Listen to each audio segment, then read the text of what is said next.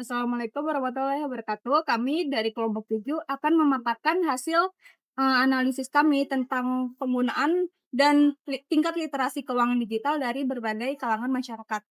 Nah, sebelumnya di sini kita sudah melakukan wawancara terhadap 3 responden yang di mana masing-masing respondennya itu ada mahasiswa, pelaku UMKM, dan pekerja umum. Perkenalkan, saya Ira Farisagita dengan NIM 6022405. Kenalkan, nama saya Amar Syakif dengan NIM 60324051. Perkenalkan, saya Muhammad Malik Abdullah dengan NIM 60224052. Baik. Sebelumnya bisa perkenalkan diri dulu dengan siapa dan sekarang kesibukannya apa? Oke, jadi nama saya Rizky Adolf Setiawan. Saya sekarang sibuk menjadi mahasiswa aja sih, Mbak. Menurut Masnya, apa yang dimaksud dengan mata uang digital dan jenis mata uang digital apa saja yang Anda ketahui? Oke, baik. Menurut saya sendiri ya, Mbak, mata uang digital itu adalah mata uang yang tidak ada bentuk fisiknya, Mbak. Jadi cuma ada di digital, kayak di HP gitu. Nah, untuk apa yang saya tahu sih, mungkin kayak cuma wallet gitu, terus kripto, apa lagi ya? Seperti itu aja sih, Mbak, sepertinya yang saya tahu. Tapi ini nggak lengkap. Iya, lanjut pertanyaan kedua ya, Mas. Apakah Anda pernah menggunakan layanan keuangan digital dan untuk apa? Oke, kalau dibilang pernah atau belum sih sudah pasti pernah ya. Kalau buat apa? Biasanya sih buat transfer atau buat belanja online gitu, Mbak. Seperti itu aja sih. Oh, berarti untuk transaksi sehari-hari ya, Mas? Iya. Apakah Anda bisa membedakan layanan keuangan digital yang legal dan yang ilegal? Alhamdulillah saya sudah bisa membedakannya, Mbak. Contohnya kalau yang legal itu tidak diawasi oleh OJK dan BI. Dan kalau misal ada layanan juga pinjol itu misalnya, kalau yang ilegal itu biasanya bunganya mencekik sekali, Mbak. Seperti itu aja sih. Berarti kalau yang legal tuh banyak persyaratannya gitu ya? Iya, lebih jelas persyaratannya, lebih transparan. Lalu menurut Anda, apakah mata uang digital aman digunakan untuk transaksi yang besar? Tergantung mata uang digital apa yang digunakan, Mbak. Kalau misal kita menggunakan kayak uang tunai digital gitu, kayak Dana dan lain-lain, menurut saya sih kurang aman ya. Kalau cryptocurrency mungkin bisa seperti itu, Mbak. Nah, terus menurut Masnya apa yang aman gitu selain Dana dan yang lain-lain? Apa yang aman ya? Konteksnya apa dulu nih? Aman maksudnya gimana? Untuk transaksi yang besar. Oh, baik. Untuk transaksi yang besar sih, menurut saya yang aman kita pakai uang tunai dari, misal nih, pakai yang bank konvensional tapi yang digitalisasi, kayak e-banking ya. Kalau enggak kita transaksi lewat cryptocurrency juga enak banget. Lalu resiko apa saja yang Anda ketahui dari penggunaan mata uang digital? Banyak sekali saya ketahui, Mbak. Contohnya nih, biasanya keuangan digital itu kan kita nggak punya wujud fisiknya ya, jadi cuma angka doang. Nah, bisa jadi saat kita transfer itu kan nggak menutup kemungkinan ada kendala transfer itu terpending atau gagal tuh. Nah, kalau seperti itu susah. Misal nih, kemarin aja nih saya melakukan withdraw ya, penarikan dari bank itu ada pending. Saya sudah chat CS, sudah ngelakuin hal yang saya bisa lah, cuman tetap nggak ada solusi, jadi duit saya hilang. Ada lagi? Selain itu responnya? Mungkin itu aja sih yang saya tahu dan yang saya rasakan. Selanjutnya, apakah Anda pernah bertransaksi atau membeli kripto? Sudah pernah bertransaksi dan membeli juga pernah. Selanjutnya, apakah Anda pernah mengalami kerugian saat bertransaksi mata uang digital? Saya jujur nih, saya suka mengalami kerugian dan saya juga suka merugikan orang lain juga. Jujur. Lalu, apakah Anda kapok untuk bertransaksi digital berdasarkan kerugian-kerugian tersebut, pengalaman-pengalaman tersebut? Kalau kapok sih sudah pasti tidak ya, Mbak, karena kan era sekarang kan sudah era digital. Masa kita pakai uang tunai dulu sih? Nanti dompet saya tebel dong. Selanjutnya, apakah mata uang digital itu mempermudah transaksi Anda? tergantung sih. Karena di Pekalongan ini kan masih jarang ya kayak ada apa toko-toko ataupun UMKM yang menggunakan QRIS. Jadi kalau misal transaksinya kayak transaksi jajan gitu rada kesulitan gak jujur. Oke, pertanyaan terakhir. Menurut Anda, apakah mata uang digital itu lebih membawa banyak manfaat atau risiko? Dan mengapa? Jelaskan coba. Ya oke. Menurut saya sih manfaatnya banyak ya. Selain menghemat waktu, jadi kirim uang kan kalau dulu pakai surat ya lama banget. Kalau sekarang tinggal transfer semenit udah pindah uangnya. Menurut saya sih 50-50 ya. Jadi baiknya ada, buruknya juga ada. Kalau dibilang buruknya lebih besar daripada baiknya enggak juga. Ya namanya juga manusia.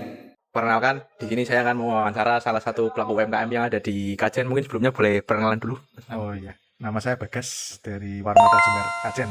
Berarti sebagai pelaku UMKM. Ya. Ya, di sini saya mau menanyakan dan mewawancarai terkait mata uang digital ya. Jadi yang pertanyaan pertama ini, menurut Anda apa yang dimaksud dengan mata uang digital dan jenis mata uang digital apa yang Anda ketahui?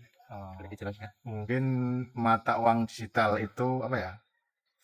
Seperti apa namanya? Bentuk mata uang tapi yang tidak pakai cash ya. Iya. Salah satunya ya. Iya, Oh, betul. bisa. Mungkin ya sing familiar Dana sama Kris ya. Iya. Kalau yang saya pakai itu sementara ini. Terus apakah Anda ini pernah menggunakan layanan keuangan digital dan untuk apa? Menggunakan dana apa? Iya, biasanya paling ya yang paling simpel itu Dana ya, Mas. Iya. Biasanya paling simpel Dana ya buat transaksi kalau mau makan atau apa gitu. Berarti transaksi harian lah. Transaksi harian ya.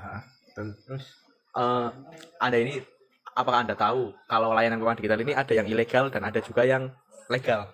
Anda tahu nggak? Ada. Paham nggak? Sampai itu kayaknya kok kurang paham ya aku ya. Berarti Belum mengetahui ya kalau Kalau ada yang mengetahui. ilegal ya. Iya. Yang saya tahu yang legal-legal kayak Dana dan lain-lain buat teman-teman lah. Iya.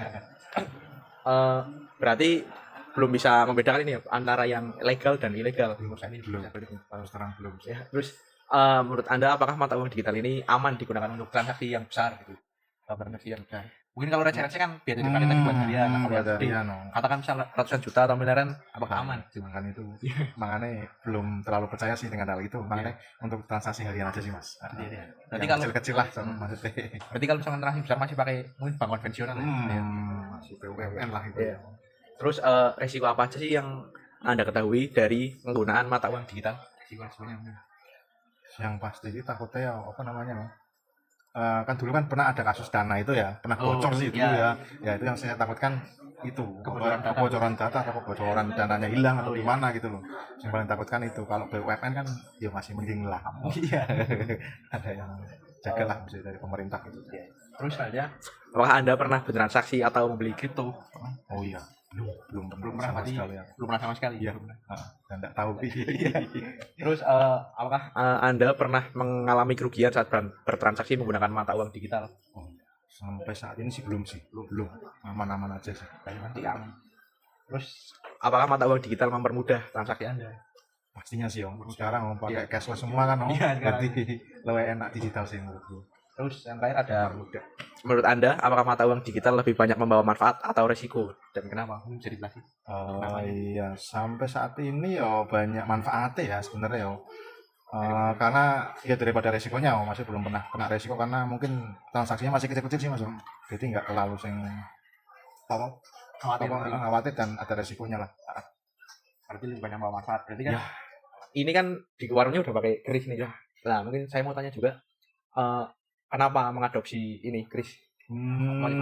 Salah satunya paling banyak yang terinfluence itu karena banyak banyak yang nanya mas ada kris nggak maksudnya anak-anak yang remaja-remaja kan banyakan cashless tuh semua nggak punya uang cash kayak dulu jadi ya udah bisa bikin kris aja dan mempermudah transaksi paling utama itu sih mas. Jadi saya memberikan opsi bisa cash bisa bisa cashless gitu. Ya udah sih mungkin gitu aja. Terima kasih Pak informasinya. Oke, kali ini saya akan mewawancarai Masnya tentang bagaimana pemahaman mata uang digital. Nah, dengan siapa Mas? Dengan saya Dimas, Nah, usianya berapa Mas? 22 tahun, Sekarang itu kesibukannya apa? bekerja. Oh, kerja. menuju pertanyaan pertama, Mas. Menurut Anda itu, apa itu yang dimaksud dengan mata uang digital dan jenisnya apa aja? Sepemahaman saya itu mata uang digital itu, mata uang yang tidak berbentuk atau yang tidak ada fisiknya. Jadi untuk contohnya mungkin, kalau yang mata uang ada Bitcoin, kripto, kalau itu yang e-wallet mungkin seperti Dana, Bank dan semacamnya. Oke, pertanyaan selanjutnya. Nah, apakah Anda pernah menggunakan layanan keuangan digital? Dan kalau pernah itu untuk apa? Kalau mata uang digital seperti kripto dan semacamnya itu saya belum pernah, cuman saya pakainya itu yang, uang digital, itu seperti Dana, terus, Bank, GoPay, itu biasanya untuk, pembelian sehari-hari saya untuk, memenuhi kebutuhan saya. Oke, pertanyaan selanjutnya, Mas. Nah, apakah Anda itu tahu kalau layanan keuangan digital itu ada yang ilegal dan juga ada yang legal? Sepemahaman saya itu ada yang ilegal dan legal, biasanya yang legal itu di bawah pengawasan OJK secara langsung. Apakah Anda bisa membedakan layanan keuangan digital yang legal dan juga ilegal? Kalau secara spesifiknya sih belum terlalu paham ya, Kak, cuman ya itu yang paling saya paham mungkin kan, ada berlandaskan hukum di Indonesia seperti OJK seperti itu. Terus, menurut Anda itu mata uang digital itu aman buat transaksi yang besar nggak? Bisa dibilang aman, bisa dibilang tidak, Kak, soalnya kan, tetap, seperti kayak pakai uang kayak Bitcoin, kripto itu kan, resikonya kan, kayak kurs dolar itu kan naik turun, kadang juga berpengaruh, seperti itu. Terus, risiko apa aja yang Masnya ketahui tentang mata uang digital? Resikonya, kalau seperti mata uang digital seperti saham, itu kan kadang terjadinya, naik turun, jadi mungkin itu bisa dijadikan satu resiko dan mungkin, pengaruh kayak gejolak-gejolak di elit global itu juga bisa berpengaruh dengan, mata uang digital. Terus, pertanyaan selanjutnya, apakah Masnya itu pernah membeli kripto? Kalau kripto sih belum, cuman kalau semacam saham itu pernah. Terus, apakah Masnya itu pernah mengalami kerugian saat transaksi menggunakan mata uang digital? Pernah waktu baru awal-awal belajar tentang uang digital. Terus, apakah mata uang digital itu mempermudah transaksi Anda? Kalau mata uang digital itu ya intinya sih mempermudah, Mas, cuman kalau, eee, mempersulit itu kan mungkin waktu saya belum belajar, jadi kan masih agak bingung, bagaimana cara pemakaiannya, seperti itu. Terus menurut Masnya itu, mata uang digital itu membawa manfaat atau resiko dan mengapa? Kalau memberi manfaat itu, manfaatnya itu kita tidak, harus memegang uang fisik terus, kadang kan, pakai uang fisik itu kan kita lupa, taruh di mananya, cuman kalau, uang digital itu kan selalu ada di, handphone kita atau yang terjalin dengan internet kita. Jadi kayak data diri kan lebih aman, seperti itu. Juga uang kan, eee, semisal nggak ada kata ketinggalan bawa uang, jadi kan sudah ada pakai uang digital, seperti itu, kayak pakai e-wallet. Ya, mungkin cukup segitu Mas Iya, pertanyaannya. nggak apa-apa. Ya, terima kasih ya Iya, Mas. sama-sama. Responden yang berasal dari kalangan mahasiswa menunjukkan pemahaman yang lebih baik mengenai konsep fintech berkat pembelajaran formal dan kedekatan generasi muda dengan teknologi. Sementara itu, pelaku UMKM dan masyarakat umum lainnya telah mengadopsi layanan keuangan digital seperti e-wallet dan kris untuk kebutuhan transaksi, namun masih memiliki pemahaman yang terbatas mengenai aspek yang lebih kompleks seperti perbedaan platform ilegal dan legal, karakteristik kripto, serta risiko yang muncul. Nah, secara keseluruhan, ketiga responden sudah familiar dengan penggunaan teknologi keuangan digital untuk sehari-hari. Tetapi literasi mendalam mengenai mata uang digital dan keamanan finansial masih perlu diingatkan. Hal ini menunjukkan bahwa adopsi teknologi sudah tinggi, tetapi literasi keuangan digital belum merata. Kurang lebih seperti itu kesimpulannya.